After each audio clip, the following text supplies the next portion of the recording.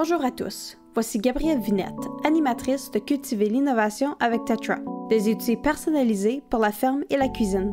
Ce podcast présente des solutions personnalisées pour surmonter des obstacles pour les personnes handicapées. Chaque épisode met en lumière un problème réel et suit les réponses de Tetra.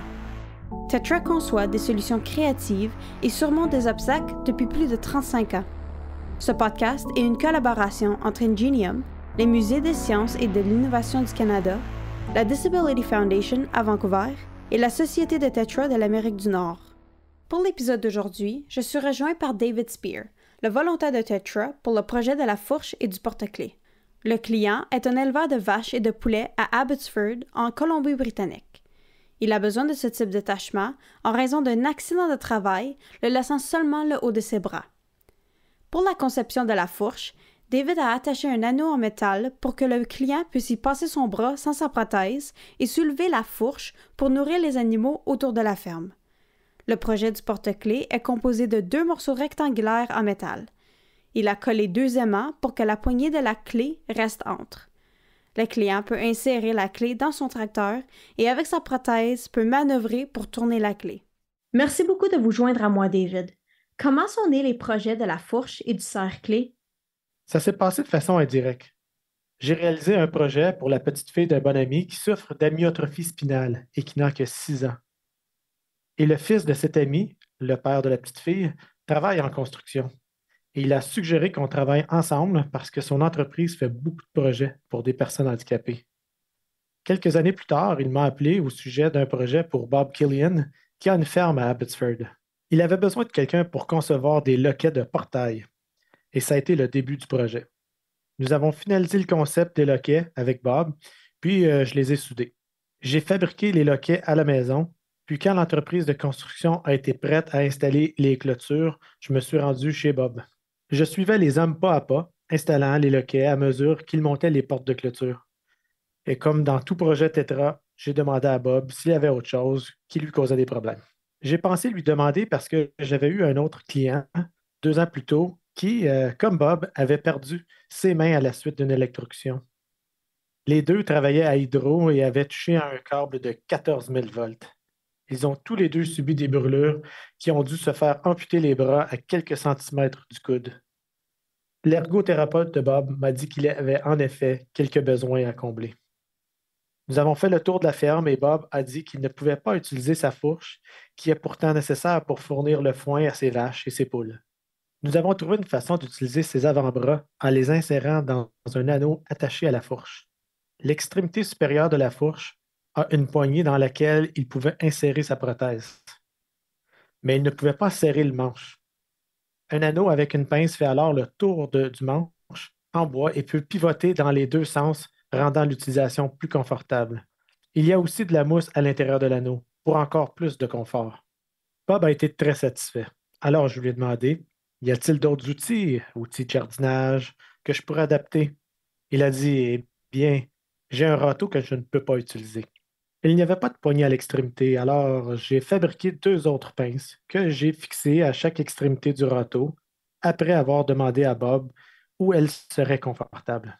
Puis l'idée du serre-clé est venue lorsqu'il m'a dit qu'il ne pouvait pas faire pivoter son bras parce que sa prothèse est mécanique. Il doit activer l'ouverture et la fermeture des doigts de la prothèse en déplaçant son bras vers l'avant, mais ça ne permet pas une rotation simultanée. Il ne peut donc pas saisir et tourner la clé en même temps. J'ai eu l'idée de placer la clé entre 2 petites plaques de métal que j'ai creusées. Et j'ai ajouté un peu de caoutchouc pour maintenir la clé en place. Les plaques dépassent de la clé d'environ 4 pouces et Bob n'a qu'à pousser vers la gauche ou la droite pour démarrer ou arrêter. Comment avez-vous conçu ces outils, en particulier la fourche modifiée? La prothèse n'est pas assez puissante pour des tâches très physiques, comme soulever l'extrémité de la fourche, et Bob préfère ne pas porter sa prothèse. J'ai pensé: OK, la seule façon de saisir la fourche est d'y ajouter un genre d'anneau. Il doit être confortable, alors mettons-y de la mousse. Comme il faut soulever et lancer le foin et la paille, il doit pouvoir pivoter dans tous les sens pour que le geste soit confortable. Si l'angle n'avait pas été bon, ça aurait pu nuire à son bras, le déranger. Bob peut ainsi le faire pivoter vers le haut ou le bas à 360 degrés d'un côté à l'autre. C'est comme ça qu'on a conçu celui-là. Bob a beaucoup participé. Il sait ce qu'il peut et ne peut pas faire, et ce qui est confortable pour lui. Pour la clé, nous avons voulu être sophistiqués et fabriquer un démarreur électronique. Mais à Tetra, c'est le principe de la simplicité qui l'emporte, et pour plusieurs raisons. D'abord parce que c'est plus facile pour le client si ce n'est pas compliqué. Mais plus important encore, ce serait impossible de mener de front des centaines de projets s'ils étaient tous très techniques et possiblement voués à l'échec. Plus un outil est simple, plus il fonctionnera longtemps sans que nos clients Tetra aient besoin d'aide pour le réparer. Plus un outil est simple, plus il fonctionnera longtemps sans que nos clients Tetra aient besoin d'aide pour le réparer. Pour le cerclé, j'ai examiné le tracteur et la tondeuse à gazon pour comprendre ce que je pouvais faire pour faciliter l'utilisation de la clé avec une prothèse. J'ai pensé à quelque chose qui s'allongerait sous la clé, un genre de levier à pousser d'un côté ou de l'autre, sans être trop long pour ne pas gêner les manœuvres, mais assez long pour pouvoir être manipulé. Après la tondeuse, j'ai demandé: y a-t-il autre clé que vous avez du mal à utiliser? Il a dit: mon tracteur. Nous avons donc fabriqué un deuxième cerclé et nous avons continué. Nous regardons tout autour lorsque nous allons chez un client en demandant: alors, comment faites-vous ceci et comment faites-vous cela? Les projets s'élargissent toujours. Ça débute par une demande initiale, mais ça finit généralement par au moins 3 projets. Les clients ne réalisent pas tout ce qui est possible et ce qui peut être adapté. Merci beaucoup, David. Merci de nous avoir écoutés. Si vous souhaitez demander un appareil, vous pouvez vous rendre sur le site web de Tetra à l'adresse tetrasociety.org sous l'onglet Solutions et cliquer sur Demander de l'assistance. Pour devenir bénévole dans votre région, vous pouvez vous rendre sur l'onglet Bénévole et remplir le formulaire d'inscription bénévole. Pour plus d'informations ou juste pour suivre ce que nous faisons, vous pouvez nous rechercher sur Facebook sous Tetra Society of North America.